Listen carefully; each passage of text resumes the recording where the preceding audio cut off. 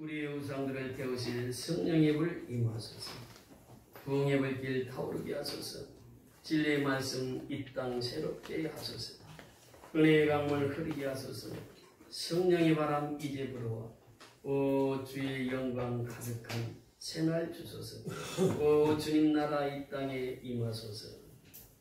가사가 참 은혜스럽습니다. 우리가 성령의 바람이 불어야 우리의 심령이 변화되고 교회는 붕뜨게 되는 줄 믿습니다. 우리가 사도행전 1장부터 12장까지 베드로 행전이라 이렇게 표현합니다. 왜냐하면 베드로가 중심인물로 나타나기 때문에 그렇습니다. 베드로는 많이 배운 것도 없습니다. 가진 것도 없습니다. 그런데 성령이 사로잡히니까 베드로가 설교할 때에 이스라엘 백성들이 회개하고 유대인들이 회개하고 주님 앞에 돌아옵니다. 여러분, 이 바울의 1차 설교를 통해서 3,000명이 회개하고 돌아옵니다. 그때 사도행전 2장에 보면 26절에 그렇게 표현합니다. 사도행전 2장 36절에 보면 바울이 베드로가 이렇게 설교하고 있습니다. 그런 적이 이스라엘 온 집은 확실히 알지니 너희가 십자가에 못 박은 이 예수를 하나님이 저와 그리스도가 되게 하셨느니라 하니라.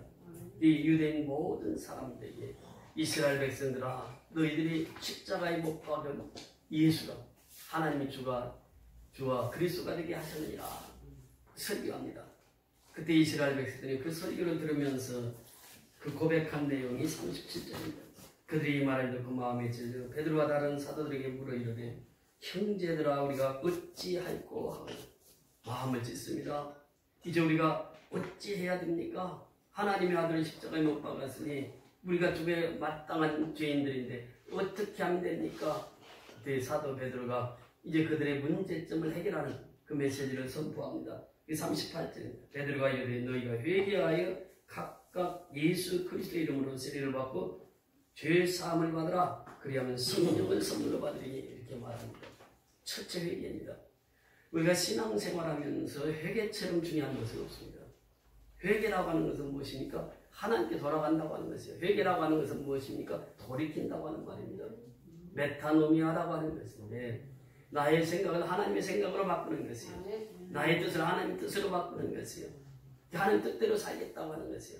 이것이 바로 참된 회개자의 모습입니다. 회개하여 예수 그리스도의 이름으로 세례를 받으라. 예수 그리스도의 이름으로 세례를 받으라고 하는 것은 무엇입니까? 내가 예수와 함께 죽고 예수와 함께 살라 그 말씀입니다. 그래야면 죄 사함을 받고 그래. 그러니까 예수의 피로만 죄 사함이 가능한 것입니다. 예수의 이름으로만 죄 사함이 가능한 것이에요. 예수님만이 죄 사할 권세를 우리에게 보여주고 있는 것입니다. 그러면서 성령을 선물로 받으리니 이렇게 표현합니다. 이 세례 받으면 성령을 선물로 받아요. 오순절날 베드로가 성령의 충만한 말 받고 설교를 할 때 1차 설교를 통해서 이 세례 받는 수가 3,000이나 더 하더라 이렇게 표현합니다. 그러니까 이것은 성령의 역사 아니면 이루어질 수 없는 일들이죠. 오늘날 하나님은 이 성령의 역사를 통해서 한국교회를, 성령의 역사를 통해서 전 세계 교회들을, 성령의 역사를 통해서 우리 성도들을 변화시키고 교회를 변화시키는 줄 믿습니다. 이 성령의 충만함을 받아야 해요. 그래서 요한사도는 이렇게 말합니다. 보혜사 곧 아버지께서 내 이름으로 보내실 성령 그가 너에게 모든 것을 가르치시고 내가 너에게 말한 모든 것을 생각나게 하시리라. 성령이 우리의 모든 것을 가르쳐 주시는 거예요. 성령이 우리의 인도자의 되십니다. 성령이 우리의 스승이 되시는 거예요. 인생이 살아가면서 성령의 충만함을 받지 않고는 스승이 없는 자와 같아요. 성령이 가르치시는 분이고 하나님께로 인도하시는 분, 예수께로 인도하시는 분이 성령이라고 하는 것입니다. 그러면서 계속해서 요한사도는 이렇게 고백합니다. 진리의 성령이 오시면 그가 너희를 모든 진리 가운데로 인도하리니 즉 진리가 누구입니까? 예수입니다. 그러니까 성령은 성부 하나님께로 인도하고 성자 예수님께로 인도하시는 분이 성령 하나님이십니다. 모든 진리 가운데로 인도하시리니 그가 자유로 말하지 않고 오직 듣는 것을 말하시는, 자유로 말하지 않는다고 하는 것은 무엇입니까? 성령이 혼자 역사하시지 않는다고 하는 것입니다. 듣는 것을 말하시는, 즉 성부 하나님께서 말씀해 주시면, 성자 예수님께서 말씀해 주시면 성령은 움직이고 성령은 역사를 이루어 가신다고 하는 것입니다. 성령 절대 홀로 역사하시지 않습니다. 성부 하나님, 성자 예수님, 성령 하나님은 함께 역사하십니다. 그래서 요한 사도는 그 구체적으로 이렇게 말하고 있습니다. 오직 듣는 것을 말하시며 장래의 일을 너에게 알리시리라 이렇게 말합니다. 그러니까 이 성령은 장래의 일을 우리에게 알려주시는 분이에요. 천국 가는 길을 정확히 알려주신 분이 성령이에요.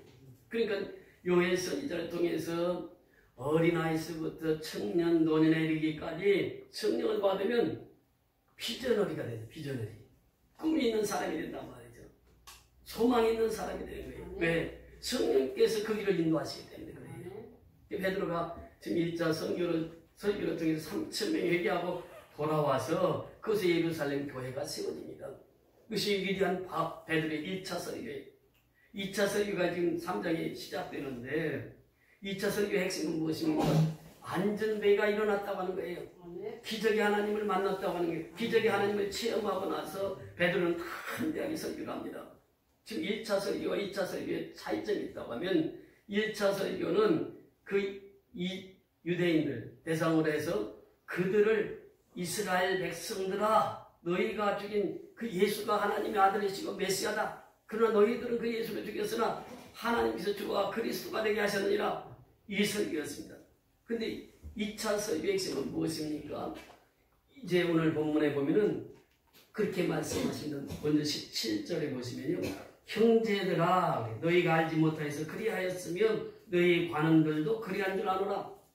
자 36절에 보면 이스라엘 백성들아 이렇게 표현합니다. 그런데 3장에 넘어오면 형제들아 이렇게 표현합니다. 여기 원문에 보니까 이 형제들아 이 말씀을 그리고 이제 형제들아 그러니까 이 전에는 이스라엘 백성들이었어요. 전에는 유대인이었어요. 그런데 여기서 형제들아 아들포스 형제들아 이렇게 표현한 것은 이제는 예수 믿고 하나님의 백성이 되었단 말이에요. 유대인이라도 예수를 영접하고 예수를 믿으면 하나님 자녀가 되거든요. 그러니까 아달포스 형제들아 이렇게 표현합니다. 이제 그렇게 말씀하시죠. 그러나 이제 형제들아. 그 전에는 유대인이었으나 이제는 형제들이 되었단 말이죠. 그러면서 설명합니다. 당신들이 예수 죽일 때 그분이 메시아인 줄 모르고 죽였지. 그분이 하나님의 아들인 줄 모르고 죽였지. 모르고 죽였으니까 이제 하나님 앞에 회개하면 되는 거야. 이것이 이제 설교의 핵심 메시지입니다. 우리가 모르고 일을 했을 때는 하나님도 다 아십니다. 제가 알고 그러는지 모르고 그러는지 알고 계세요. 그러니까 모르고 예수님을 십자가에 못 박았단 말이죠. 그러니까 우리가 할 수 있는 것은 뭐냐? 이제는 알았으니까 하나님께 돌아가야 된다. 회개해야 된다. 그러면 우리가 산다. 이것을 지금 말씀하시고 있는 것입니다. 우리가 예수 모르기 전에는 내 마음대로 살았어요. 근데 예수 알고 나서부터는, 예수를 믿고 나서부터는 내 마음대로 사는 것이 아니에요. 누구 마음대로 삽니까? 하나님 마음대로 사는 거예요. 누구 뜻대로 삽니까? 하나님의 뜻대로 사는 거예요. 누구 생각대로 삽니까? 하나님의 생각대로 사는 것이에요. 그러면서 17절에 그 말씀을 하시잖아요. 형제라 너희가 알지 못하여서 그리하였으면 너희 관리들도 그러한 줄 아노라. 너희들이 십자가에 못 박을 때 그 예수가 누군지 모르고 죽였지. 나도 그거 알고 있어. 그러나 이제는 너희가 세례받고 하나님의 자녀가 되었고 형제들이 되었으니 이제부터는 그렇게 하면 안 돼. 이제부터는 회개하고 그 십자가로 돌아와야 돼. 예수님께 돌아와야 돼. 하나님께 돌아와야 돼. 그것이 사는 길이야. 이것을 말씀하십니다. 그러면 18절에 보면 그러나 하나님의 모든 선지자 입을 통하여 자기의 그리스도께서 고난받으실 일을 미리 알게 하시는 것을 이와 같이 이루셨느니라 이렇게 말씀하십니다. 그래서 22절에 보면 모세 선지자를 소개합니다. 모세가 말하되 주 하나님이 너희를 위하여 너희 형제 가운데서 나 같은 선지자 하나를 세울 것이니 너희가 무엇이든지 그의 모든 말을 들을 것이다. 모세 선지자 24절에 보면 또한 사무엘 때부터 말한 모든 선지자들도 이때를 가리켜 말함이니라. 사무엘 선지자. 그 다음에 또 25절에 보면 아브라함에게 이르시기를. 그래서 계속 구약의 선지자들을 통해서 하나님께서 말씀하셨다. 무엇을? 예수님께서 이 땅에 오시면 고난을 받으시고 십자가에 죽으시고 부활하실 것을 이미 말씀하셨어요. 그 뒤에도 보면 그 종을 세워 복 주시려고 너희에게 먼저 보내서 선지자들 말합니다. 먼저 보내서 너희로 하여금 돌이켜 각각 그 악함을 버리게 하셨느니라. 선지자들의 핵심 메시지가 무엇입니까? 예수가 이 땅에 오신다는 거예요. 그분이 메시아라는 것이에요. 그러니까 구약에서는 메시아라고 통용되어 있지만 신약에 오면 그리스도라고 하는 이름으로 바뀌어집니다. 그 기름을 부은 자라 똑같은 뜻이에요. 그 선지자가 한결같이 예수의 포커스를 맞추고 있습니다. 예수님이 오실 것이다. 메시아로 오실 것이다. 이것을 구약 선지자를 통해서 이미 예언했단 말이죠. 자, 모세를 통해서 어떻게 예언하셨습니까? 모세가 기록한 책이 몇 권입니까? 창세기, 출애굽기, 레위기, 민수기, 신명기. 그래서 모세의 오경이란 말입니다. 이 모세의 오경의 핵심이 무엇입니까? 십계명이에요. 그럼 십계명의 핵심이 무엇입니까? 세계명입니다. 예수님께서 세계명으로 교체해 주셨는데 요한복음 13장 34절 35절에 보면 너희는 마음을 다하고 천다 성품을 다해 주 너희 하나님을 사랑하라. 내 이웃을 내 몸과 같이 사랑하라. 그러니까 십자가의 그 사랑을 모세 율법의 핵심으로 넣어놓았습니다. 그 율법의 핵심이 뭐냐? 십계명인데 십계명의 핵심이 뭐냐? 하나님 사랑, 이웃 사랑입니다. 그게 십자가의 사랑이에요. 모세가 십자가의 사랑을 말하면서 이미 예수님께서 이 땅에 오시면 십자가에 죽으실 것이고 그 죽으신 예수는 다시 사흘 만에 부활하시사 부활의 생명으로 다시 부활하실 것을 예언한 사람이 모세입니다. 모세부터 그 뒤에 나오는 선지자들, 모든 선지자들이 한결같이 예수님을 가르치고 있다. 그 예수님이 땅에 오신단 말이에요. 그 선지자들의 입을 통해서 수없이 하나님께서 말씀하셨습니다. 그 종 선지자를 통해서 이렇게 말씀하시는데 특별히 이사야 선지자를 통해서 이렇게 표현합니다. 그는 실로 우리의 질고를 지고 우리의 슬픔을 당하였거늘 우리는 생각하기를 그는 징벌을 받아 하나님께 매맞으며 고난을 당한다 하였느니라. 예수님 십자가에 못 박히는데 우리는 어떻게 생각했느냐? 저 하나님 앞에 징벌 받았어. 하나님 앞에 죄지어서 저렇게 십자가에서 매맞고 있어. 이렇게 생각하고 있단 말이죠. 그러면서 이사야 선지자는 계속해서 선포합니다. 그가 찔림은 우리의 허물 때문이에요. 예수님이 십자가에서 창을 받으시면 우리의 허물 때문이다. 허물 때문이라 이렇게 선포합니다. 그가 상함은 우리의 죄악 때문이라. 예수님이 상하신 몸은 우리 죄 때문에 그렇단 말이죠. 그러면서 더 나가서 그가 징계를 받으면 우리가 평안을 누리고 예수님이 징계를 받음으로 우리에게 평안을 주셨어요. 그러면서 그가 채찍에 맞으면 우리는 나음을 입었도다 말씀하시고 있습니다. 이 예수님을 실제적으로 표현하신 분이 이사야 선지자예요. 그 이사야 선지자는 이 예수에 대해서 실제적인 예수를 선포합니다. 이사야서는 66권으로 되어 있는데 1장에서부터 39장의 내용은 구약의 내용이에요. 40장부터 66장까지는 신약의 내용입니다. 그 핵심 포인트는 십자가예요. 이사야가 예언했던 핵심 포인트는 십자가입니다. 예수 십자가예요. 이것이 이사야 선지자의 핵심 메시지였습니다. 그래서 예수님도 이 땅에서 설교하시면서 이사야 책을 많이 인용하셨습니다. 복음서에 보면 이사야 글을 많이 인용하셔서 설교를 하세요. 또 두 번째는 시편을 이렇게 많이 인용하시는데 이사야는 이만큼 중요한 선지자 중에 선지자죠. 예수님의 십자가에 죽으실 것을 구체적으로 선언, 구체적으로 선포, 구체적으로 설교하신 분이 이사야 선지자입니다. 그래서 모세 선지자를 통해서 십자가의 사랑, 즉 십계명을 통해서 세계명, 세계명을 통해서 십자가를 가르칩니다. 또 이사야 선지자를 통해서 십자가에서 예수님이 어떻게 죽으실 것인가를, 그리고 십자가의 죽으심이 우리에게 어떤 영향을 끼치는가를 자세히 설명하고 있습니다. 그래서 오늘날 우리 예수를 믿는다고 하는 것은 무엇입니까? 이제 그 뒤에 보면 돌아오라고 하는 것이 있는데 회개하고 돌아와라. 회개하고 돌아오는데 어디로 돌아가라고 하는 말입니까? 저는 우리가 Back to the Bible 이렇게 표현합니다. 성경으로 돌아가자 하는 운동의 모토가 Back to the Bible. 성경으로 돌아가자. 그럼 어떤 성경으로 돌아가자? 구약보다는 신약 성경으로 돌아가자. 왜냐하면 신약의 교회가 세워지고 그래서 Back to the New Testament 이렇게 표현합니다. 그런데 어디로 돌아가야 됩니까? Back to the Gospel입니다. 복음으로 돌아가야 돼요. 복음이 무엇입니까? 복음의 핵심이 무엇입니까? 십자가입니다. 십자가의 피입니다. 그래서 우리는 돌아가야 되는데 어디로 돌아가야 되느냐? 십자가로 돌아가야 되는 거예요. 십자가에서 어디로 돌아가야 되느냐? 예수의 피로 돌아가야 되는 거예요. 그러니까 우리가 조금 전에 불렀던 찬송가 가사가 있습니다. 나의 죄를 씻기는 뭐밖에 없다고요? 예수의 피밖에 없어요. 나를 정케 하기는 예수의 피밖에 없어요. 나의 죄에 속하기는 뭐밖에 없다고요? 예수의 피밖에 없단 말이에요. 평안함과 소망은 예수의 피밖에 없는 거예요. 영원토록 내 할 말? 예수의 피밖에 없다고 이렇게 복음을 깨달으면 사람이 기쁨이 충만한다. 이 뒤에 또 나옵니다만 예수를 믿는다는 것이 그렇게 기쁨이에요. 예수를 믿는다는 것이 그렇게 평안입니다. 오늘 아침에 가양동에서 이제 같이 오는데 우리 배 집사님이 이제 오랜만에 교회를 나오셨잖아요. 교회 올 때마다 춤을 춤을 추고 옵니다.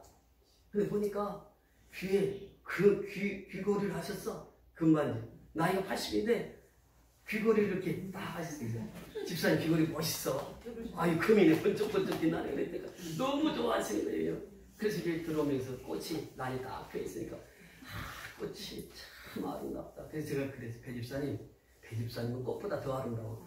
사람이 어떻게 꽃보다 더 아름다울 수 있어요? 아니라니까 꽃보다 더 아름다운 게 배 집사님이요. 그랬더니 배 집사님 너무 좋아하시는 거예요.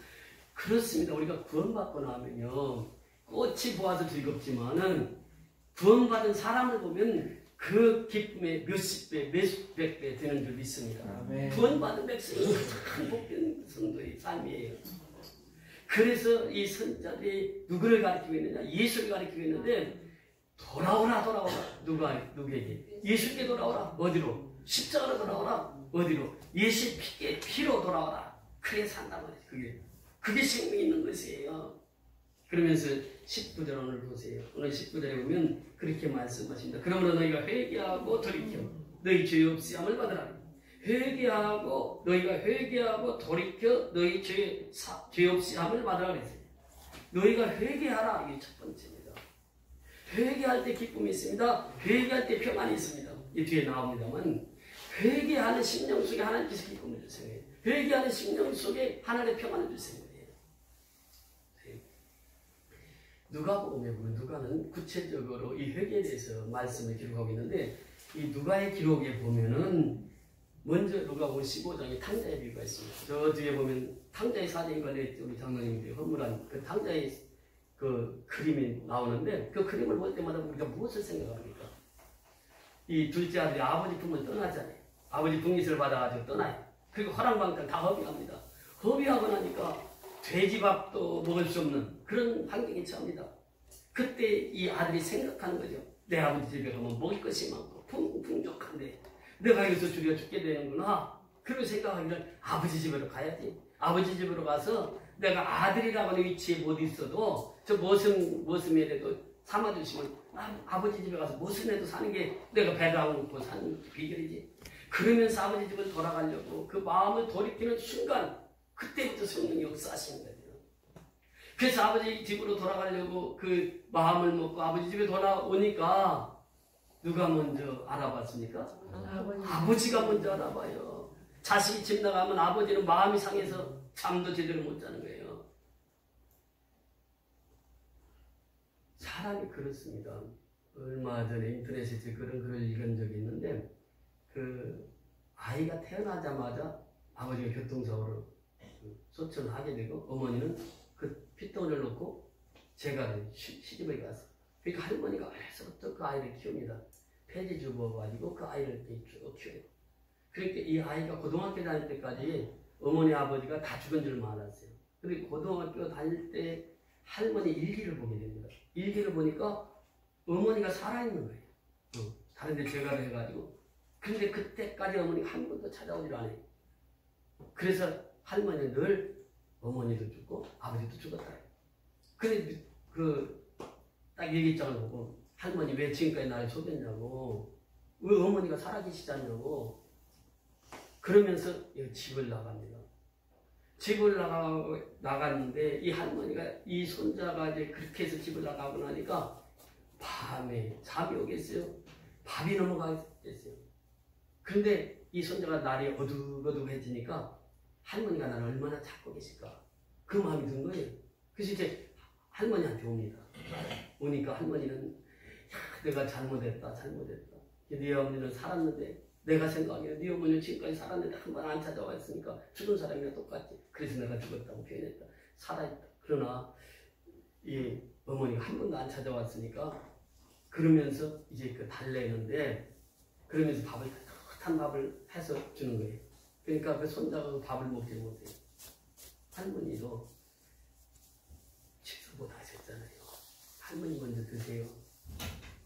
이 부모의 심정입니다. 이 자식을 키우다 보면은 부모의 심정은 자식이 집을 나가면 그 부모들 편은 할 수가 없죠. 그러니까 이 탕자의 핵심은 뭐냐면 아버지의 사랑입니다. 우리가 보통 탕자가 집을 나갔다 돌아왔다 이렇게 이해하고 있는데 핵심 포인트는 그게 아니에요. 아버지는 누구입니까? 하나님이세요. 하나님은 자식을 끝까지 챙깁니다. 그 자식이 집 나가면 아버지 마음이 더 불편한 거예요. 부모의 마음이 더 불편한 거예요. 그래 돌아오니까 송아지 잡고 잔치를 벌이고 인장반지 끼워주고 이 죽었던 아들 다시 살아왔다. 맏아들이 그 광경을 보면서 뭐라고 말합니까? 아버지, 나는 친구들 데리고 왔을 때 닭 한 마리도 안 잡아주더니 아니 저놈은 아버지 재산 다 탕진하고 돌아왔는데 송아지를 잡아줘요. 잔치를 배설해요. 여기서 핵심은요. 아버지의 사랑이요. 맏아들이나 탕자는 도토리 기적입니다. 맏아들도 그 마음이 똑바로 그렇지 않습니다. 자식은 자식이에요. 맏아들이든 탕자든 그들은 아버지 집 떠나면 다 고통 속에 살아갈 수밖에 없는 거예요. 그리고 아버지는 그 두 아들을 다 품습니다. 근데 자녀는 부모를 다 못 품어요. 열 아들이 한 부모를 못 섬긴다고 하는 말이 있잖아요. 그러니까 여기서 핵심은 하나님의 사랑이에요. 이 호세 선지자를 통해서도 보세요. 여호와를 알라. 힘써 여호와를 알라. 이 호세와의 고멜과의 관계 보세요. 그 관계 속에서 고멜이 집 나가면 호세아는 돈을 주고 그래도 찾아오잖아요.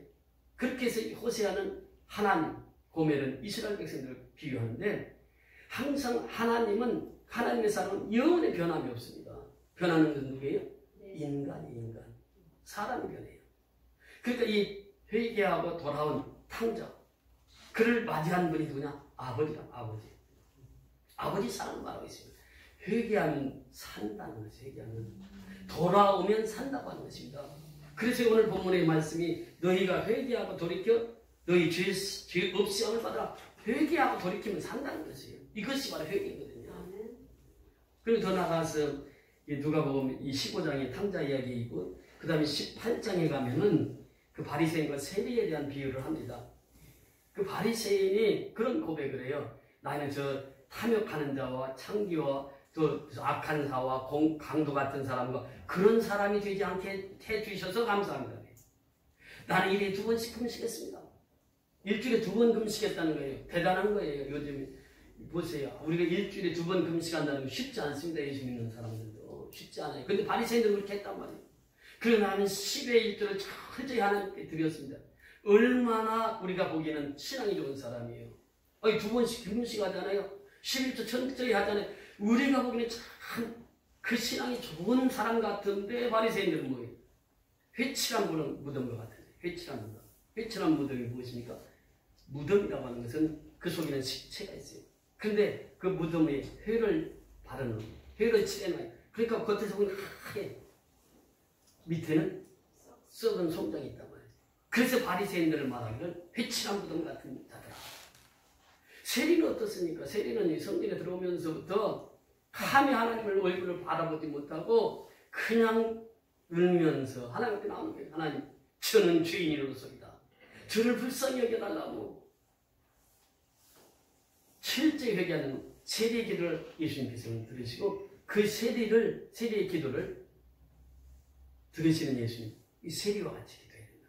세리가 회개하고 돌아왔을 때 예수님께서는 그 세리를 받아주시고 세리를 품어주시고 세리와 함께 하나님의 역사, 위대한 역사를 이루어가시는 모습을 우리에게 소개하고 있습니다. 누가복음 19장에 가서 보면 1절부터 10절까지 삭개오가 등장합니다. 키가 작았어요. 예수님 오신다는 소식을 듣습니다. 키가 작으니까 너무 나무로 올라가야죠. 무화과 나무죠. 지금으로 말하면 우리나라는 흔히 보이는 뽕나무 비슷한 건데 무화과 나무로 올라갔어요. 키가 작으니까 예수님 안 보이잖아요. 그러니까 뽕나무로 무화과 나무로 올라갔어요. 딱 올라가서 보는데 예수님이 처음 보는 삭개오에게 뭐라고 말합니까? 삭개오야 속히 내려오라 그래요. 아니 생각해 보세요. 한 번도 만난 적이 없다니까 예수님도 처음 만나보는 거예요. 그런데 그 무화과나무에 올라가 있는 그 삭개오를 보면서 삭개오야 속히 내려오라. 어떻게 삭개오의 이름을 알았냐고요. 예수님 못하는 전지전능하신 분이잖아요. 그 삭개오가 한참 넘어요. 그 삭개오가 자기 집에 초청해서 예수님이 그것을 유숙할 때 동네 사람들이 얼마나 수근수근합니까? 저런 세리장이 우리 돈 다 떼어먹은 놈. 그러면서 얼마나 수근거렸어요. 근데 세리장이 집에 삭개오 집에 들어갑니다. 들어가서 복음을 전할 때 삭개오에서 회개를 해요. 내가 지금 세리장으로 이렇게 살아왔는데 내 재산 절반을 팔아서 가난한 사람에게 주겠습니다. 또 나는 속인 게 있으면 4배나 더 갚겠나이다. 이거 보십니까? 회개하고 돌이켰다고 하는 것이에요. 그 삭개오가 세리장으로만 살았더라고 하면은, 예수 못 만났다고 하면은 그런 지옥 백성으로 될 수밖에 없었는데, 예수 만나고 철저히 회개하고 그 다음에 돌이켰습니다. 우리는요, 예수님께서 회개를 요구하지만 회개와 함께 무엇을 요구하느냐? 돌이키는 것을 요구합니다. 회개라고 하는 것은 무엇이냐? 십자가로 돌아오는 것이에요. 그럼 돌이킨다고 하는 것은 무엇입니까? 돌아왔으면 하나님의 사람답게 사는 것입니다. 그래서 회개하고 돌이키라고 하는 말이에요. 삭개오가 그렇게 살았고, 또 오늘 본문의 핵심이 되는 안진뱅이가 일어났단 말이에요. 예수 이름으로. 그러니까 걷기도 하고 뛰기도 하고 성전에 가서 뭘 했습니까? 하나님을 찬미했다. 이게 뭐냐면 돌이켰다. 돌이켰다.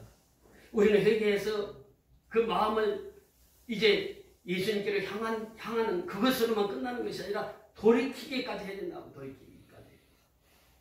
보세요. 사울은 회개하지 않아서 죽습니다. 자결해서 죽게 되죠. 가룟 유다 보세요. 회개하지 않아서 스스로 자살합니다.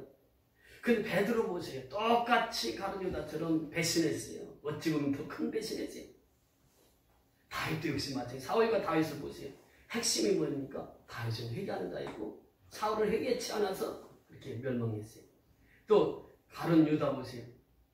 회개치 않아서 그건 자살했고, 또 베드로는 그렇게 잘못했지만 다 열기 전에 3번 내가 나를 부인하리라고 예수님이 예언하셨는데, 그 베드로가 그 회개를 함으로써 그는 예수님의 수체자로 쓰임을 받고 죽을 때까지 죽기까지 주님 앞에 충성했던 모습을 보게 되는 것입니다. 이것이 돌이켰다라고 하는 말이에요. 자, 그러면 이렇게 돌이키게 되면 어떻게 되느냐? 오늘 19절 마지막 절 다시 한번 보십니다. 그러면 너희가 회개하고 돌이켜 너희 죄 없이함을 받으라. 이같이 하면 새롭게 되는 날이 주 앞으로부터 이를 것이요. 새롭게 되는 날이 주 앞으로부터 이른다. 그러니까 우리가 바울 사도를 보면 그런 누구든지 그리스도 안에 있으면 새로운 피조물이라. 이전 것은 지나갔으니 보라 새 것이 되었다. 이 새로운 피조물, 새로운 삶, 새롭게 되는 날은 누구 앞으로부터? 주 앞으로부터 온다고. 예수를 영접하게 되면 그 인생이 새로워지는 거예요. 새로워진다고 하는 핵심이 무엇입니까? 첫째는요, 새로워지는 사람은 늘 기쁨으로 살아갑니다. 복음을 받았기 때문에 복음을 전하면서 살아요. 이것이 바로 새롭게 된 사람의 특징입니다. 예수 믿는 사람들 늘 기쁨이에요. 그러니까 예수님, 바울 사도를 통해서 로마서 14장 17절에 하나님의 나라는 먹고 마시는 것이 있는 것이 아니라 오직 성령 안에서 의와 희락과 평강이라. 그러니까 하나님의 나라가 내 심령 속에 임하니까 내 속에서 기쁨이 샘솟듯 솟아나는 거죠. 이것이 바로 새롭게 된 자의 삶입니다. 그래서 그는 늘 복음을 전하고 살아요. 왜? 내 마음이 기쁘니까, 내 마음이 즐거우니까. 다른 사람들이 얘기하는 거예요. 우리 선교연합회 한번 가자고. 선교연합회 가면 기쁨의 소식을 들을 수 있다고. 복음을 들을 수 있다고. 복음을 들으면 내 마음속 기쁨이 충만한 거예요. 그렇게 복음을 깨달은 사람들 아버지와 함께 상의하고 모든 일을 하잖아요. 지금까지 너희가 내 이름으로 아무것도 구하지 않았으나 구하라 그리하면 너희가 받으리니 너희 기쁨이 충만하리라. 그러니까 기도하고 응답받는 그 기쁨으로 살아가는 것이 신앙생활이에요. 기도하면 하나님 응답해 주신다니까요. 그런데 지금까지 내 이름으로 구하지 않았으나 그래요. 그 구하지 않으니까 받지를 못해. 구하지 않으니까 기쁨을 얻지를 못하는 거예요. 우리가 하나님 앞에 구하고 응답받는 그 기쁨으로 살아가는 것이. 사도 바울은 로마업 중에서 쓴 편지가 무엇입니까? 빌립보서예요. 빌립보서 서신의 핵심이 무엇입니까? 기쁨입니다. 너희 기뻐하라. 내가 다시 말하노니 기뻐하라. 빌립보서 4장 4절에. 그러니까 이 옥중에서도 바울이 기뻐할 수 있었던 것은 그 예수가 그 심령 속에 그를 다스리고 그를 통치하고 그를 지배했기 때문에 그런 기쁨으로 살아갈 수 있었다는 것입니다. 새롭게 된 사람의 특징은 바로 그것입니다. 기쁨으로 살아가요. 내가 힘들고 어려워도 기쁨의 하나님을 볼 수 있습니다. 우리가 지금 코로나19로 인해서 얼마나 힘듭니까? 그런데 그 힘든 생활 속에서도 기쁨을 잃지 않아요. 이 사람은 그냥 새롭게 된 사람이라고. 새로운 피조물. 두 번째는요, 그 마음속에 화평이 있습니다. 평강이 있습니다. 고린도서 5장 18절 이하에 보면은 예수님께서 새로운 피조물이라고 말씀하시고 18절, 19절, 20절 세 구절을 통해서 하나님과 화목하라, 하나님과 화목하라, 하나님과 화목하라. 하나님과 화목하는 비결이 뭐냐? 십자가란 거죠. 예수의 피요. 예수의 피는 우리를 하나님과 화목하게 했습니다. 그러니까 하나님이 그랬어요. 이사야 선지자를 통해서 내가 손이 짧아서 구원을 못하겠느냐? 예? 너희 죄 문제 때문에 그렇지. 그러니까 너희가 죄 사함을 받으면 누구나 다 구원받을 수 있어. 이것을 선포하시면서 십자가로 돌아오기만 하면, 예수의 피로 돌아오기만 하면 하나님과 화목합니다. 하나님께서 예수 그리스도를 십자가에 죽게 하신 목적이 뭐냐? 하나님과 인간과의 깨어진 관계를 화목하게 하기 위함이에요. 그러니까 하나님과 화목은 예수를 통하지 않고는 하나님과 화목할 수가 없습니다. 십자가를 통하지 않고는 화목할 수가 없어요. 십자가를 통하지 않고는 평강을 이룰 수가 없단 말이에요. 내 마음의 평강이 어디서 오느냐? 이 십자가로부터 온단 말이죠. 예수의 피로부터 오는 거예요. 그러니까 이 세상 사람들은 보는 것을 많이 판단합니다.